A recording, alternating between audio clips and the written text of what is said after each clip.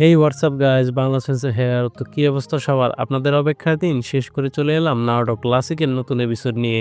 সবার আগে আপনাদের ধন্যবাদ জানিয়ে দিই কারণ আমাদের এই বাংলা সেন্সে চ্যানেলটি 20,000 সাবস্ক্রাইবার পূরণ করতে সফল হয়ে গেছে। এর কৃতিত্ব শুধুই আপনাদের ছাড়া আমি কোনোভাবেই এখানে আসতে পারতাম না। আমি প্রায় 400 দিন পরেও এসে ভাবিনি আপনাদের কাছে এত সাপোর্ট পাবো। তাই আমাদের চ্যানেলটিকে সাবস্ক্রাইব করে বেল আইকনটি প্রেস করে দিন। তো চলুন আর কথা না বাড়িয়ে এপিসোডে ফেরা যাক। এপিসোডের শুরুতে দেখা যায় গারা গাছের উপরে উল্টো হয়ে ঝুলে তার বড় ভাই কঙ্কুরোকে বকতেছে। তাকে বলতেছে, তুমি আমাদের ভিলেজের নাম মাটিতে মিশিয়ে দিচ্ছ কঙ্কুরো। তুমি কি ভুলে গেছো আমরা এখানে কেন এসেছি?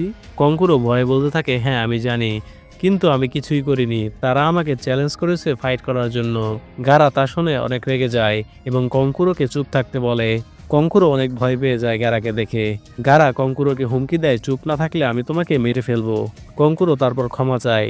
গারা এরপরেও নারুটোদের কাছে ক্ষমা চায় সমস্যা সৃষ্টি করার কারণে। সাসকে গারাকে দেখে বুঝে যায় এই নিনজাটিকে দেখতেই তো ভিলেনের মতো দেখা যাচ্ছে, না জানি এই কেমন শক্তিশালী হবে। গারা তারপর ভাবতে থাকে এই ছেলেটি মানে সাসকে সাধারণ পাথর দিয়ে এক ঢিলের মাধ্যমে কঙ্কুরোকে থামিয়ে দিতে সফল হয়। এর উপর আবার নজর রাখতে হবে। তারপর গারা গাছের ওপর থেকে নেমে তার ভাই এবং বোনকে বলে, চলো যাওয়া যাক, আমরা এখানে গেম খেলতে আসিনি। তারপর সাকুরা তাদের থামতে বলে এবং জিজ্ঞেস করে, আমি তোমাদের মাথার হেডব্যান্ড দেখেই বুঝতে পারতেছি তোমরা হিডেন স্যান্ড ভিলেজ থেকে এসেছো, আর আমাদের ভিলেজে পারমিশন ছাড়া কেউই প্রবেশ করতে পারবে না। তোমরা কিভাবে প্রবেশ করলে? তোমাদের পারমিশন আমাকে দেখাও। তারপর টেমারি বলে, তোমরা কি আসলেও গাধা নাকি? কোনো কিছুই তো দেখি জানো না। আমাদের পারমিশন আছে, আমরা হিডেন স্যান্ড ভিলেজ থেকে এসেছি চুনিন এক্সামের জন্য, বুঝেছো? নারুটো বলে, চুনিন এক্সাম আবার কি? আমি তো জীবনে কোনোদিন চুনিন এক্সাম নামে কিছুই শুনিনি। টেমারে বলে, আমি জানি তোমার মতো ফালতু নিনজারা এগুলো জানবে না। তারপর নারুটোর ছাত্র মানে কোনোহামারু বলে, বস, এই এক্সামগুলো সব গেনিনরা দেয় এবং পাশ করে চুনিন হয়। নারুটো বলে, তাই নাকি? আমাকে আগে বলবা না? এরপর গারা চলে যেতে থাকে। সাসকে তারপর তাদের আবারও থামায় এবং গারাকে জিজ্ঞেস করে, তোমার নাম কি? গারা বলে, আমার নাম গারা এবং আমি তোমার নামও জানতে চাই। সাসকে বলে, আমি সাসকে উচিহা। তারপর নারুটো বলে, আমার মনে হয় তুমি আমার নামও জানতে চাও, তাই না? গারা বলে, আমি তোমার নাম জেনে কি করব, বলে চলে যায়। নারুটো এতে একেবারে ডিপ্রেশনে পড়ে যায় এবং কোনোহামারুকে বলে, আমি কি এখানে বেজ্জত হলাম? কোনোহামারু বলে, সাসকের হিসেবে আপনার অবস্থা আসলেও খারাপ, আপনি প্রচুর আনকুল। এরপর আমরা গাছের ওপর থেকে হিডেন সাউন্ড ভিলেজের নিনজাদের দেখি। তারা সবকিছুর দিকে খেয়াল রাখতেছে এবং তাদের লিডার বলে, এরা সব নিম্ন লেভেলের নিনজা, কিন্তু উচিহা ক্ল্যানের এই ছেলেটার দিকে লক্ষ্য রাখতে হবে। এতে বোঝা যাচ্ছে চুনিন এক্সাম কি পরিমাণ কঠিন হতে যাচ্ছে। তারপরের সিনে আমরা দেখতে পাই থার্ড হোকাগে সবাইকে বলতেছে, তাহলে চুনিন এক্সামের জন্য কোন কোন গেনিনকে তোমরা সিলেক্ট করতেছো? এরপর কাকাশি, কুরেনা এবং আসুমা তিনজনে এগিয়ে এসে বলে, হ্যাঁ।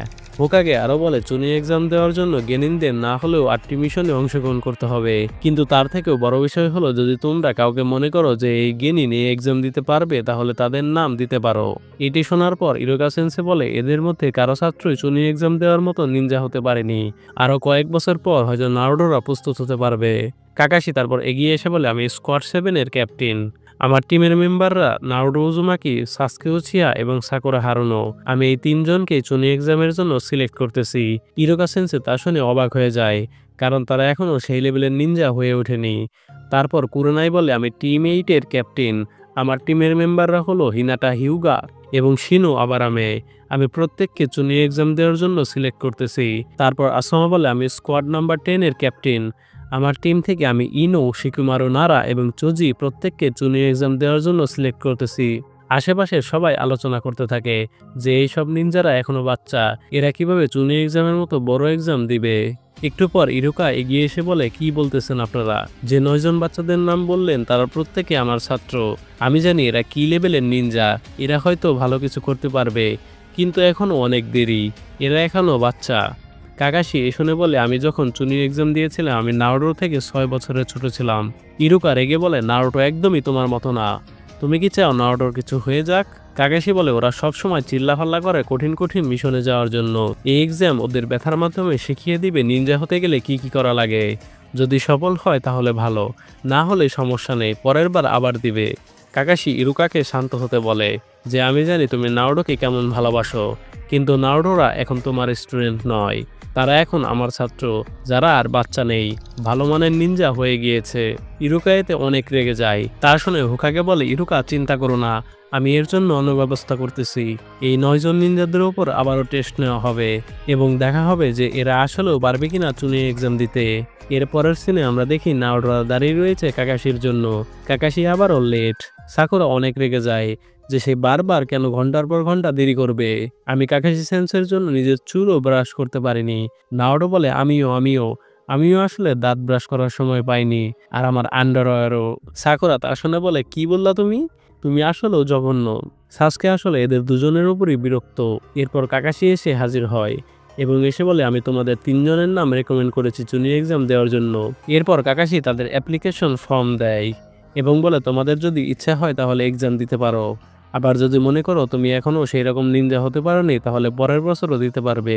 নারুটো এতে অনেক খুশি হয়ে যায়, কারণ সে চুনির এক্সাম দিতে পারবে। সাসকে এরপর ভাবতে থাকে, আমি যেন গারার সাথে ফাইট করার সুযোগ পাই চুনির এক্সামে। সাকুরা ভাবতে থাকে, আমি কিভাবে চুনির এক্সাম দিব বুঝতেছি না, আমি তো সাসকের সাথে পারবোই না। সাসকে তো দূরের কথা, নারুটোর সাথেও আমি পারবো না। আমি এই এক্সামে 100% ফেল করব। এরপর সব ভিলেজের নিনজারা লিভ ভিলেজে চলে আসে। এরপরের সিনে নারুটো কোনোহামারুদের সাথে দেখা করতে আসে। তখনই আমরা দেখি একজন ছদ্মবেশী নিনজা কোনোহামারুর এক বন্ধুকে কিডন্যাপ করে চলে যেতে থাকে। এর পরের সিনে আমরা দেখি সাকুরাকে সাসকে ডাকতেছে কিছু কথা বলার জন্য। সাকুরা এতে অনেক খুশি হয়ে যায়, কারণ ফাইনালি সাসকে তার সাথে কথা বলতে চায়।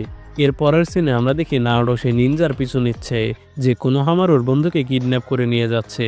সে অনেক দ্রুত যাচ্ছে, নারুটো তার পিছে পিছে যাচ্ছে।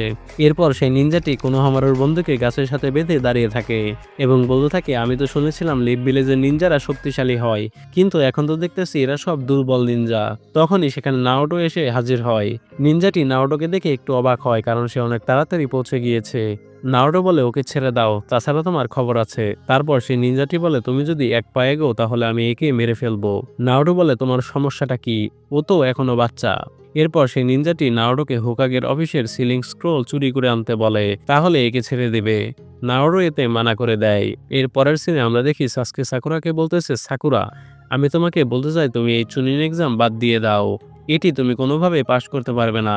সাকুরা বলে, আমিও ভয় পাচ্ছি, আমি জানি আমিও পারবো না তাদের সাথে।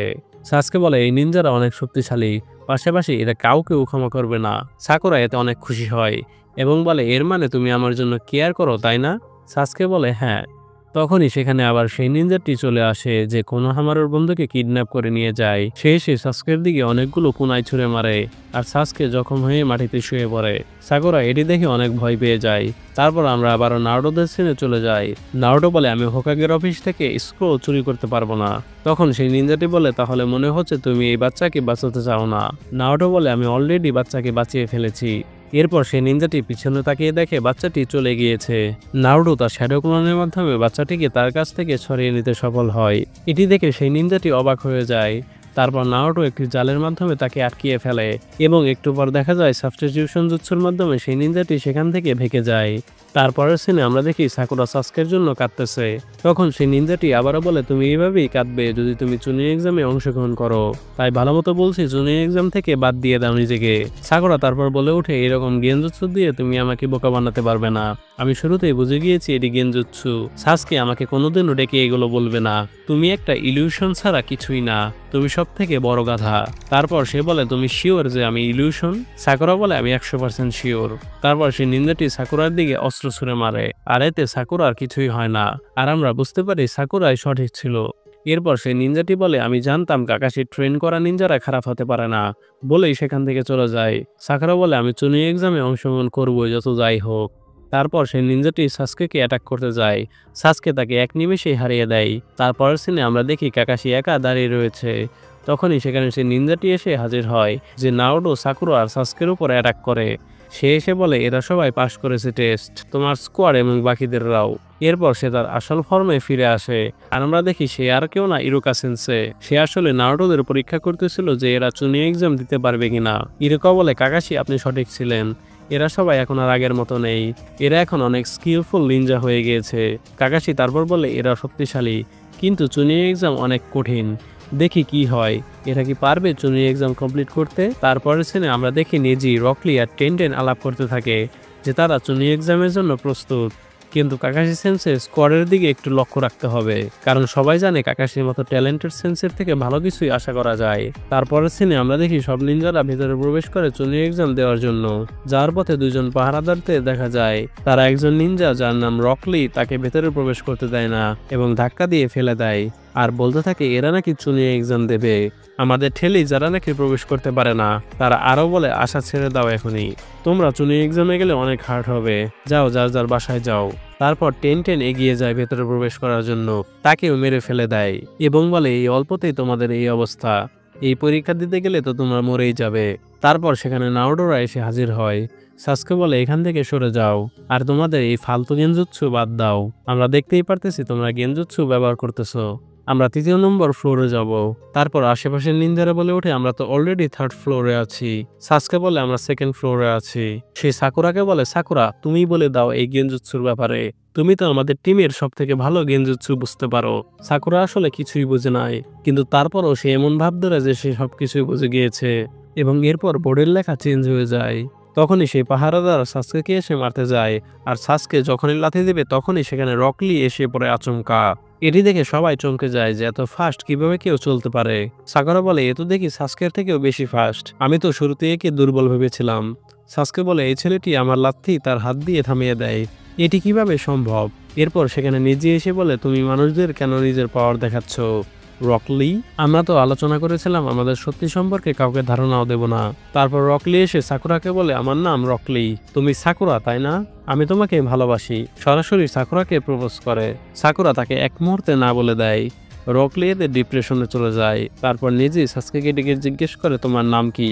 সাসকে বলে আমি কাউকে আমার নাম কেন বলবো, যদি তুমি তোমার নাম আগে বলো তাহলে আমি বলতে পারি। নেজি আরো জিজ্ঞেস করে তোমার বয়স কত। সাসকে বলে আমি এটি অ্যান্সার দেওয়া গুরুত্বপূর্ণ মনে করছি না। এতে নেজি অনেক রেগে যায়। তারপর নারুটো ডিপ্রেশনে চলে যায়, কারণ কেউই নারুটোকে তার নাম জিজ্ঞেস করে না, শুধু সাসকেকে জিজ্ঞেস করে। তারপর দেখা যায় সেই পাহারাদাররা ভিলেজের নিনজা যারা ছদ্মবেশে গেনিনদের পরীক্ষা করতেছিল এবং বলতে থাকে আমার মনে হয় এরা তাদের প্রথম পরীক্ষা পাশ করতে পেরেছে, আমাদের মনে হচ্ছে এক্সাম অনেক ভালো হতে যাচ্ছে। আর নারুটোরা এগিয়ে যেতে থাকে চুনি এক্সামে অংশগ্রহণ করার জন্য। আর এর সাথে এপিসোডের সমাপ্তি ঘটে। তো গাইস এপিসোডটি কেমন লাগলো? সত্যি বলতে অনেক ভালো মানের একটি এপিসোড ছিল। নেক্সট এপিসোড আরো ভালো হবে, কারণ নেক্সট এপিসোডে আমরা রকলি এবং সাসকের ফাইট দেখতে পারবো। তাই আমাদের চ্যানেলটিকে সাবস্ক্রাইব করে বেল আইকনটি প্রেস করে দিন যাতে নিত্য নতুন ভিডিও পেতে পারেন। ধন্যবাদ।